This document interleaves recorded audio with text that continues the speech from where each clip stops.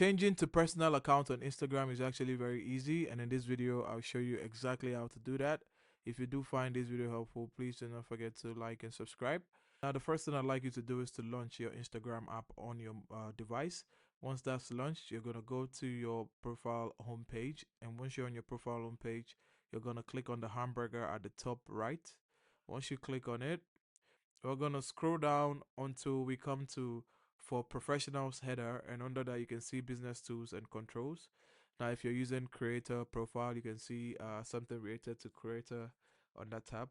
But once you click on it, you're going to scroll down until you see switch account type, and once you click on it, you're going to go to switch to personal account, and here you're going to click on switch to personal account here, and your account should be switched to personal account. Now that's how to change to personal account on Instagram. If you do find this video helpful, please do not forget to like and subscribe, and I'll see you in the next one.